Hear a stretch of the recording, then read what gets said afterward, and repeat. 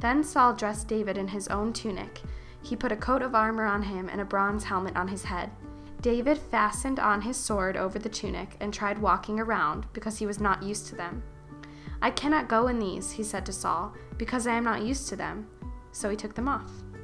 Then he took his staff in his hand, chose 5 smooth stones from the stream, put them in the pouch of the shepherd's bag, and, with his sling in his hand, approached the Philistine. So last week, we talked about how, because of David's obedience to his unique calling from God, he was in a position where he was ready to inherit God's miracle for him. But we can't forget about the giant Goliath. Goliath was ready for the battle too. The beginning of 1 Samuel 17 describes what Goliath is wearing and carrying. It says he had a bronze helmet on his head and wore a coat of scale armor of bronze weighing 5,000 shekels, which is over 125 pounds. And on his legs he wore bronze greaves and a bronze javelin slung on his back.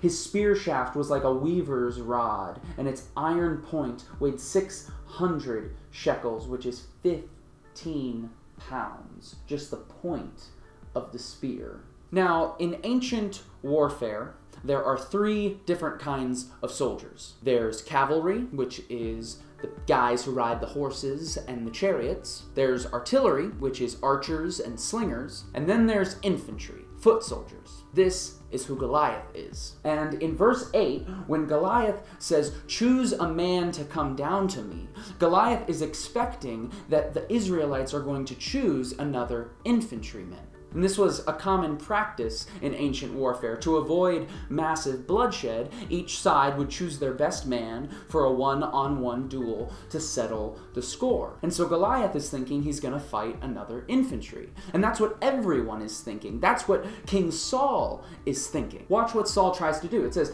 "Then Saul dressed David in his own tunic. He put a coat of armor on him and a bronze helmet on his head. David fastened on his sword over the tunic and tried walking around because he was not used to them." And listen to David's response. "I cannot go in these," he said to Saul, "because I am not used to them."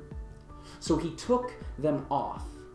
Then he took his staff in hand, chose 5 smooth stones from the stream, put them in his pouch of his shepherd's bag, and with his sling in hand, approached the Philistine. I got a little line for you. When we live our lives dictated by the expectations of others, we will always end up wearing armor that is too big and carrying a sword that is too heavy. But when we trust in the unique gifts that God has given us, we just might slay a giant. See, David said no to Saul's armor. And when he said no to Saul's armor, he was saying no to everyone's expectations, because David was no infantry soldier. David was artillery. And the fact that David was artillery gave him a distinct advantage against Goliath.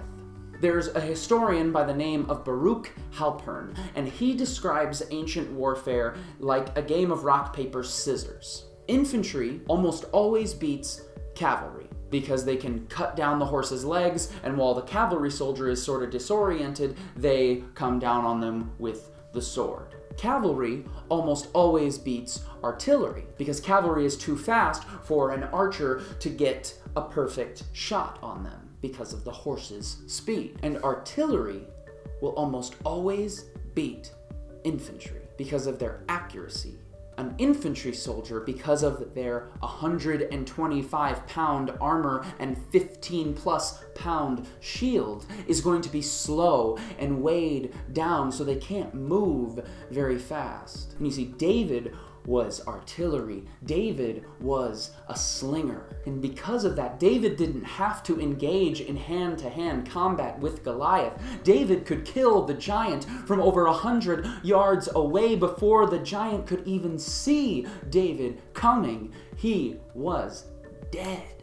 And last week, we talked about how God had been preparing David for this battle his entire life. But you see, not only had God been preparing David for the battle his entire life, but David was the only one who would have had a fighting chance, because David was the only one who was able to look past the expectations of the world and into the unique gifts that God had given him. When we live our lives dictated by the expectations of others, we will always end up wearing armor that is too heavy and carrying a sword that is too big. But when we trust in the unique gifts that God has given us, we just might slay a giant. David was an unlikely candidate to beat Goliath, but he did not covet the callings of others, and he did not listen to the expectations of the world, but instead he was obedient to the unique